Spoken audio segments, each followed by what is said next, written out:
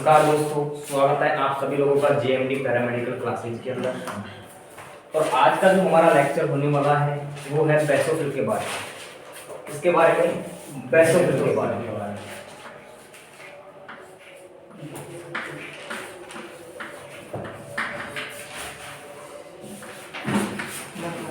देखिए, last class में हमने इओसिनोफिल के बारे में देख लिया, ठीक है। और ये क्या है, 100 टाइप है किसका, ये तीसरा टाइप है किसका, ग्रेनुलर या ग्रेनुलोसाइट सेल्स का, किसका, ग्रेनुलोसाइट सेल्स का, ठीक है।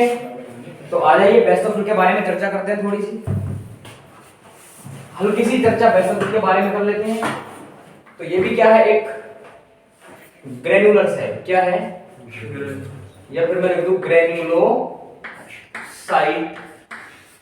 सेल। कैसी सेल है, ग्रेनुलोसाइट सेल। इसका मतलब ये है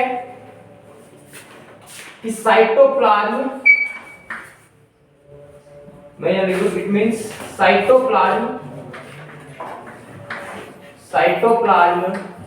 कंसिस्ट ग्रेन्यूल्स। क्या कि इसका जो साइटोप्लाज्म है वो क्या कंसिस्ट कर रहा है, ग्रेन्यूल्स। क्या कर रहा है, ग्रेन्यूल्स कंसिस्ट कर रहा है। क्या, इसका जो साइटोप्लाज्म है वो क्या कंसिस्ट कर रहा है, ग्रेन्यूल्स। ये बात क्लियर है। फिर क्या है कि ये जो स्टेम है, तो स्टेम किससे होगी, देखो बेसोफिल है। देखो आपने देखा होगा बेसोफिल, तो बेसोफिल किससे स्टेम करेंगे हम, बेसिक डाई से। किससे, बेसिक डाई से, ठीक है। हमने क्या देखा था, न्यूट्रोफिल, तो न्यूट्रोफिल किससे स्टेम हो रही थी, एसिड एंड बेस दोनों से, ठीक है। इसके अलावा जो इओसिनोफिल है वो किससे, कौन सी डाई से हो रही थी, तो वो एसिडिक डाई से, ठीक है। यहां न्यूट्रोफिल मींस न्यूट्रल, और यहां बेसोफिल, बी फॉर बेसोफिल और बी फॉर बेसिक, और यहां इओसिनोफिल, और इओसिनोफिल में क्या, एसिड। ये बात क्लियर है क्या। तो मैं क्या कह रहा हूं कि स्टेन विद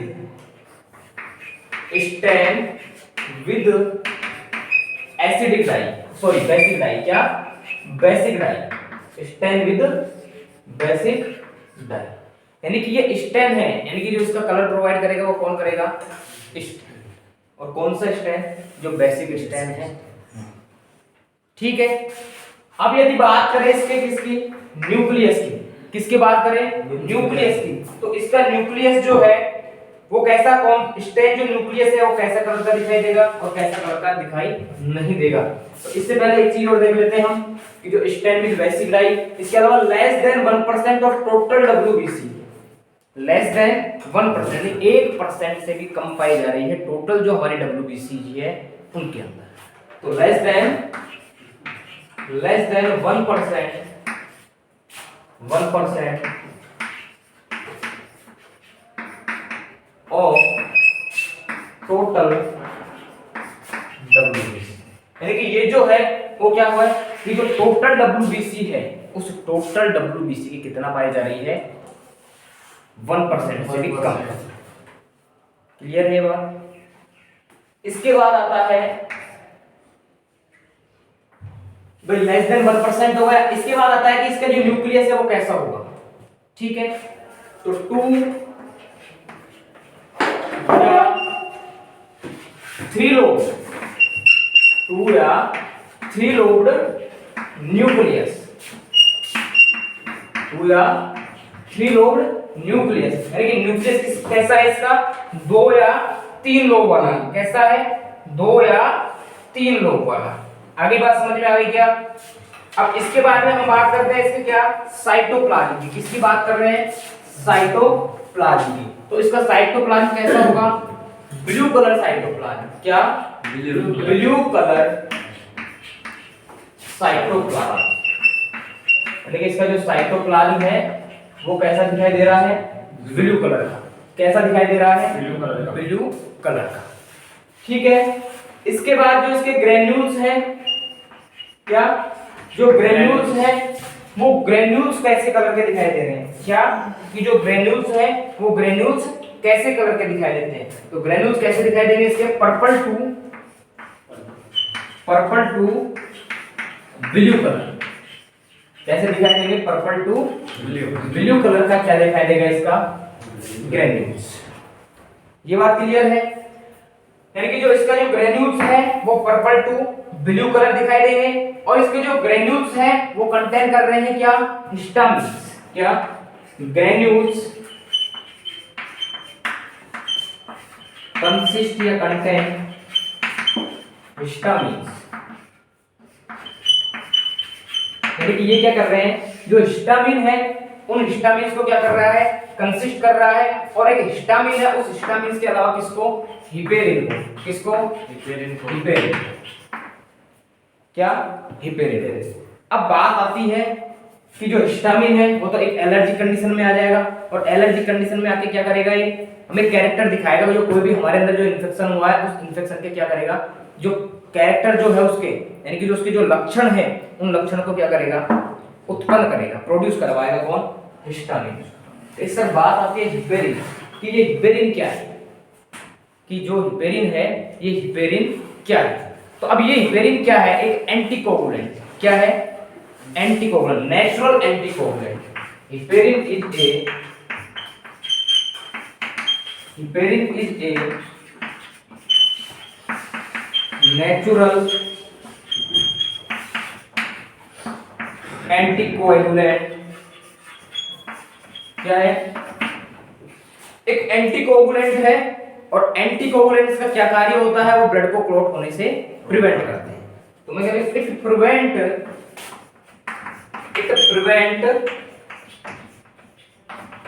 प्रिवेंट ब्लड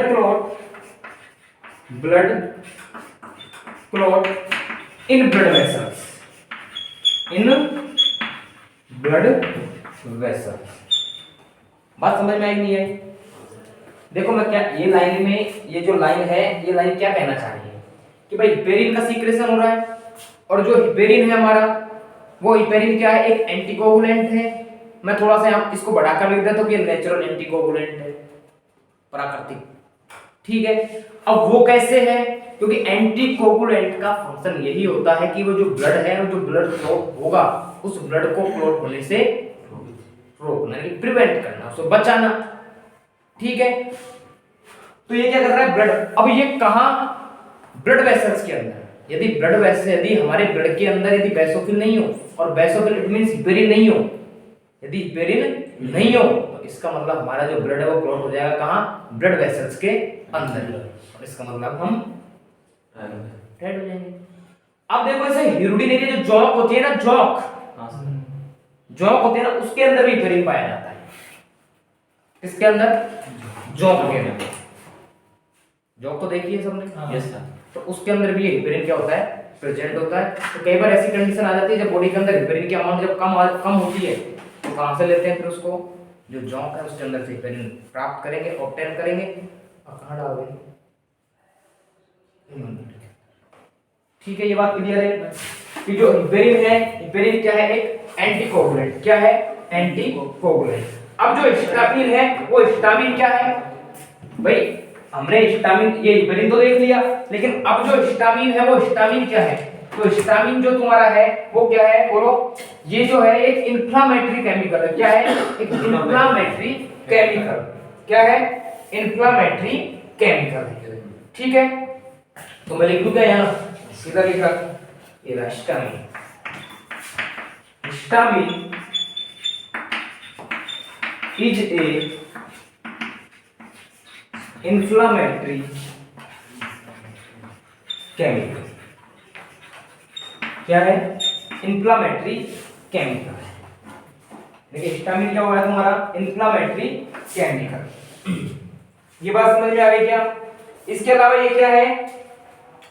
यानी कि ये जो सेल है ये भी फैगोसाइट करती है, लेकिन बहुत कम। यानी कि क्या है? माइल्ड फैगोसाइटिक सेल है। क्या है? Mild phagocytic cell. क्या है? Mild phagocytic cell. कौन सी सेल है? Mild phagocytic. ये बात क्लियर है क्या कि ये कौन सी सेल है? Mild phagocytic. तो ये थी हमारी क्या? बेसोफिल। क्या था? बेसोफिल। तब तक आप इसे राइट कीजिए फुर्ती से। देखो अरे इधर देखो, अब ये जो हिस्टामिन है ना, ये क्या है? एक इन्फ्लामेटरी केमिकल। क्या है? हिस्टामिन एक इन्फ्लामेटरी केमिकल है। अब ये हिस्टामिन जो है वो क्या करता है भाई? ये क्या है? ये रेस्पॉन्सिबल है किसके लिए? एलर्जी कंडीशन के लिए। लिखा लीजिए, ये क्या है? इट इज रेस्पॉन्सिबल फॉर, ऐसे लिख देता हूं, इट इज, नीचे लगे हुए लाइन है, दिख रहा है क्या? इसमें आ रहा है क्या? देखना नहीं आ रहा? आ रहा है, थोड़ा एक लाइन आ जाएगी, थोड़ा थोड़ा आ रहा है, एक लाइन आ जाएगी। रजिस्टर बना ऊपर देखो ना। हां यार,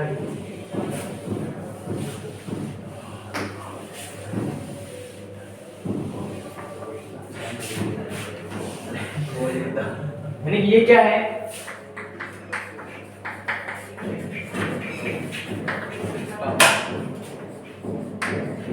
हिस्टामिन रेस्पॉन्सिबल फॉर, यानी कि जो हिस्टामिन है ना, हिस्टामिन क्या है? रेस्पॉन्सिबल है किसके लिए? एलर्जिक कंडीशन के लिए। किसके लिए है? एलर्जिक कंडीशंस के लिए। ठीक है, किसके लिए है? एलर्जिक कंडीशंस के लिए। इसके अलावा जो हिस्टामिन है ये क्या करता है? यानी कि ये जो केमिकल है, कौन सा भाई? ये क्या कि जो हिस्टामिन है, ये जो हिस्टामिन जो केमिकल है, इसके अलावा ये क्या करता है? अट्रैक्ट करता है। यानी कि पहले चीज तो ये हिस्टामिन क्या करेगा? जो ब्लड सेल्स है ना, उन ब्लड सेल्स को क्या करेगा? ब्लड वेसल्स को लीकी बनाएगा। ठीक है, क्या बनाएगा? ब्लड वेसल्स को लीकी बनाएगा। लीकी मतलब? ठीक है, अभी बता रहा हूं।